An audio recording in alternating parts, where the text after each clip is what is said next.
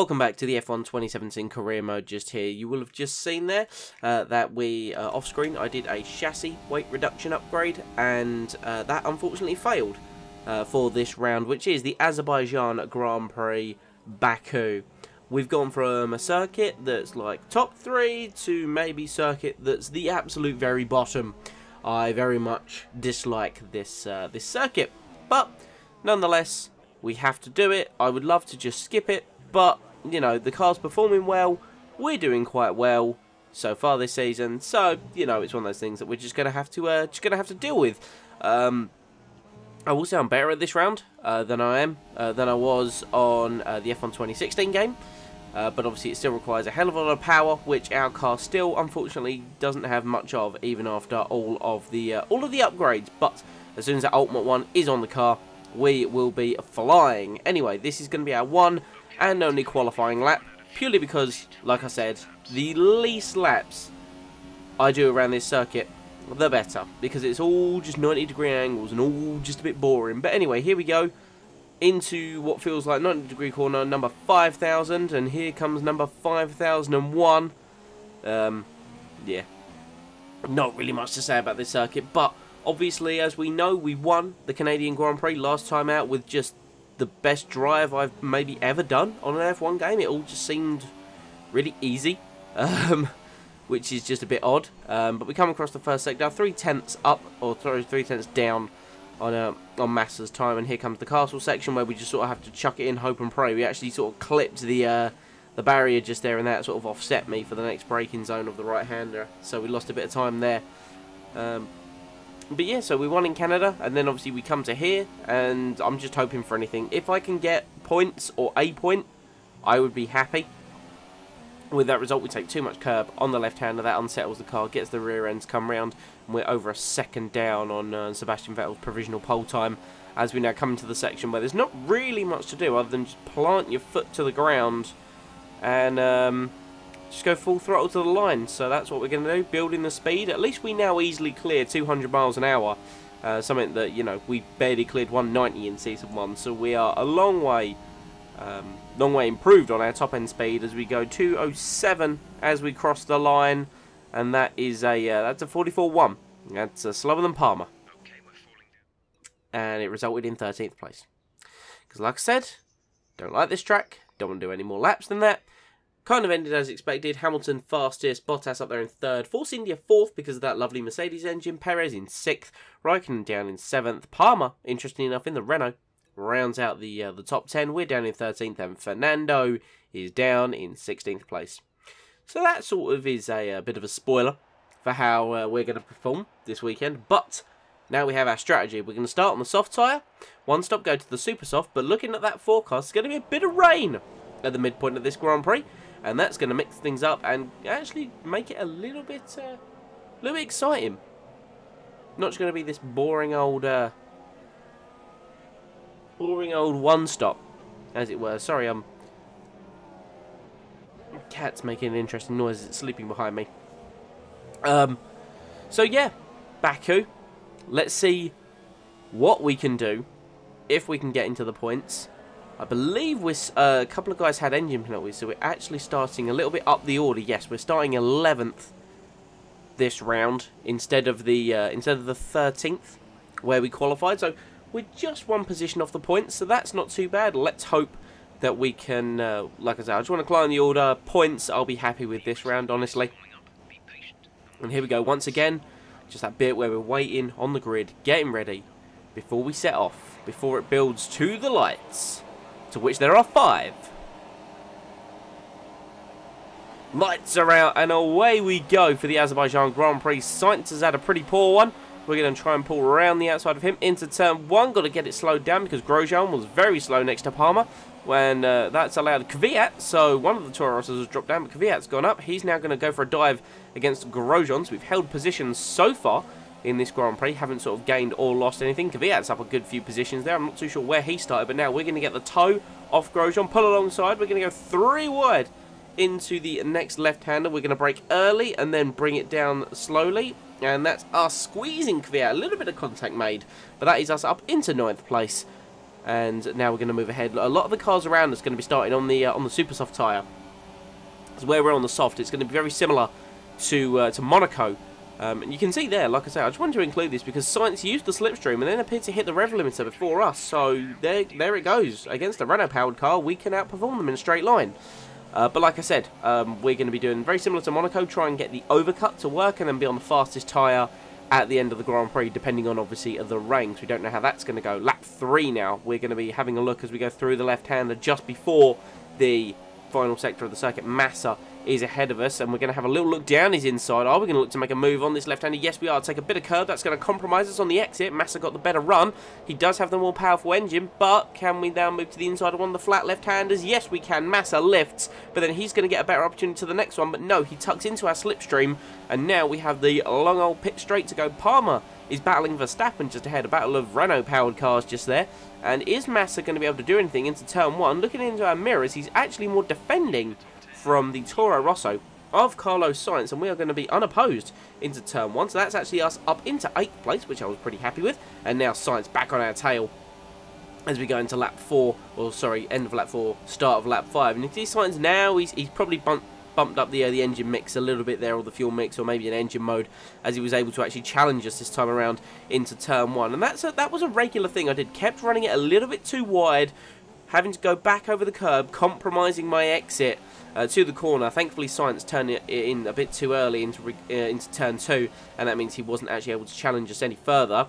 Lap 6 now, we're actually closing up to Max Verstappen, so any pace that we didn't actually have in qualifying appears to have come to us a little bit in the race, or maybe the soft tyres just work better than the super softs around here. I honestly don't know, but you know, we were moving up the field quite nicely. Let's see what we can do with Verstappen. We get an excellent run through those two flat-out corners, and Verstappen's just going to be a sitting duck. Look at the straight line speed. I'll drop it down to standard, thinking I don't even need to use Ricks. We slingshot past him way before the DRS. We're going to leave him for dust. Look at him just disappear in our rear-view mirror as we go there. It's a 47.2. That's 8 tenths up on our personal best lap. And then, of course, we brake far too late and once again have a terrible exit. That's going to allow actually Sainz and Verstappen to close right back up to us, because Sainz has now got past Verstappen, so maybe he's had an issue, I'm not sure. We go to a few laps later and we're being attacked by Sergio Perez just there on the super soft tyres. He's going to be a lot faster in the straight line than ourselves, so I don't know what's happened to him. I don't know if he's maybe already made a pit stop, or because Perez, of course, qualified ahead of us. So I don't know sort of what's going on with him. As we now look at the end of lap 8, Perez is going to attack us. Like I say, this is a Mercedes-powered car, so the story is going to be very different to when the Toro Rossos were behind us here.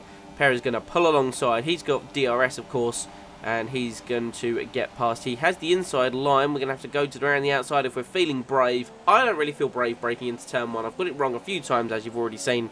So that's Perez up ahead of us into 6th place. I'm going to try and follow him, actually, and be a slingshot, or allow him to pull me along. But when I get the braking all wrong into turn 2, that's going to allow Perez to get away with me. We now take a cut onto lap 11. You can see the rain's already coming down. I asked for the weather report. I want to know if it's going to get to intermediate conditions or not. We're up into 3rd. People have already made their pit stops.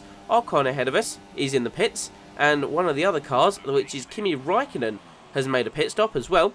So they're in the pits. They've gone to dry tyres because it's not quite ready for the intermediates as of yet. So we're going to carry on, take the lead of the Azerbaijan Grand Prix. Of course, the rain is coming down. I'd like to know if inters are the correct choice of tyres to be on right now, because obviously the AI drivers that have gone to dry tyres are going to have to then make an extra pit stop. Max Verstappen has been disqualified from the Grand Prix, and as you hear Jeff say, we've now got a full safety car, not even a VSC, so no idea what Verstappen's done to get disqualified there. But I'm going to take the opportunity while it presents itself just here, and we're going to pit right now, and we're going to come in for a set of intermediate tyres, because my thought process is the safety car will be out for a few laps. By then, if the rain keeps coming down, which it is scheduled to do, then it will be ready for intermediate. So we're going to come in and make our one and only stop. Looks as if no one else has actually made that decision. So it's now about keeping the car on the track for the next few laps and just not putting it in the wall while we wait for the track to come to us, because it's a bit mixed at the moment. There is a small crossover period where sort of dry tyres and inters, like the dries are not working great, but the inters still aren't working great because it's a really awkward level of water. Come to the end of lap 13, and you can see it here. Cars just pulling into the pit lane, and I'm so glad I was paying attention because Perez slowed down horribly there. So cars all pull into the pit lane, and they're all going to bolt on a set of intermediates. You can see there, though, the car just not behaving into turn 1. Back end very loose on these tyres. They still don't really suit the conditions too much. You can see here, the top 3 cars of Bottas, Raikkonen and Perez pull in for intermediate tyres. There's a set of tyres just on the pit straight. I've got no idea what's going on with that. I want to say that's related to Verstappen's incident.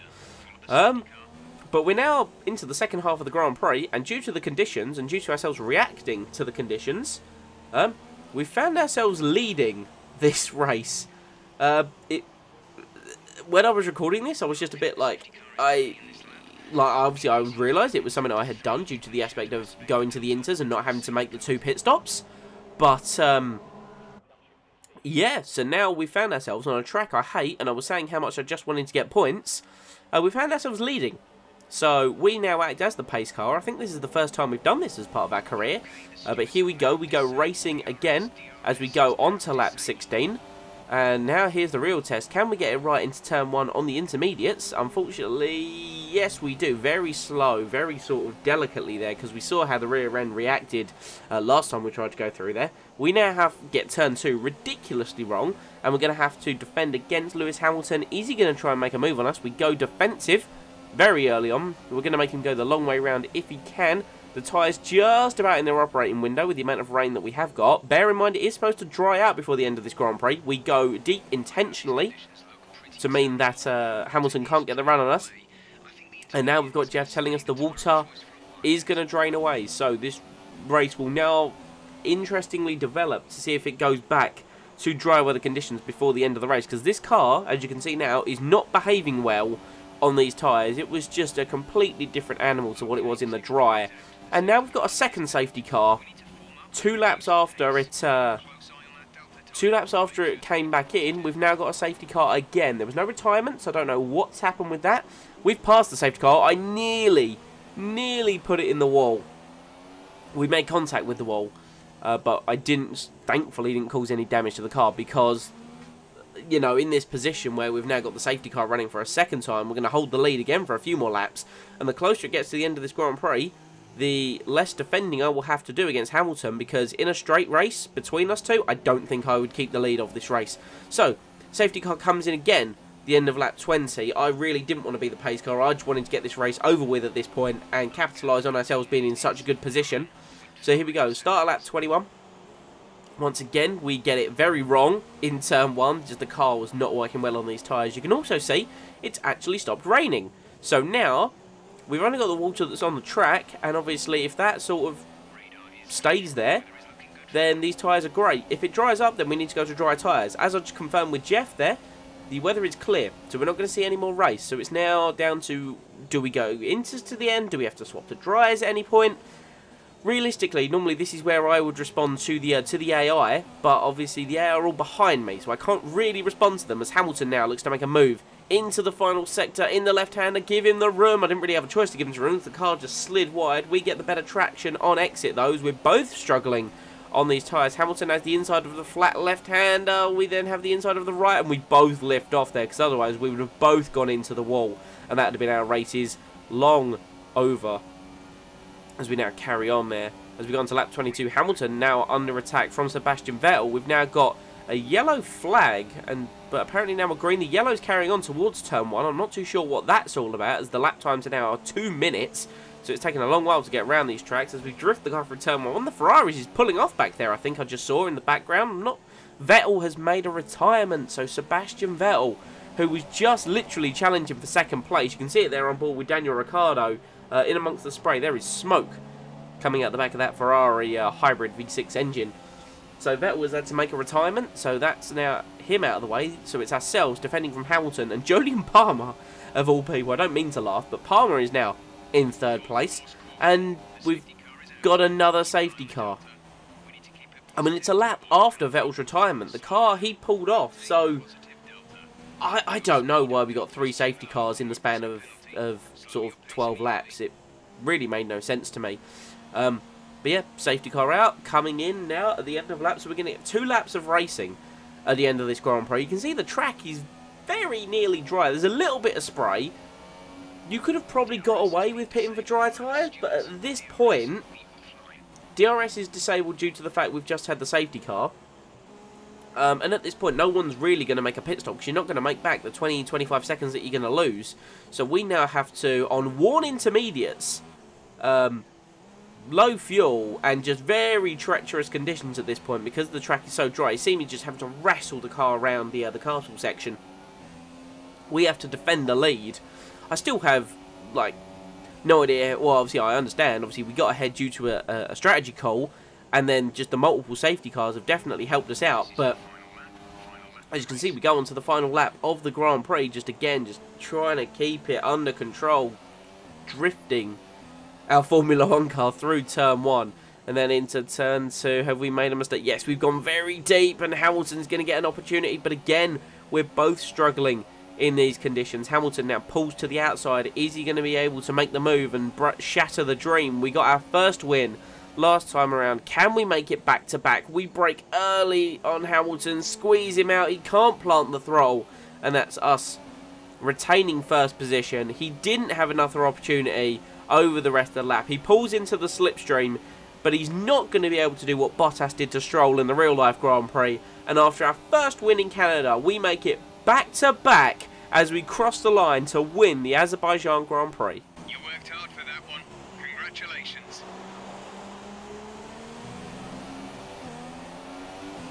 Drivers are making their way out for the podium celebrations, and it's going to be McLaren picking up the winner's trophy. Congratulations to the entire team for that fantastic performance.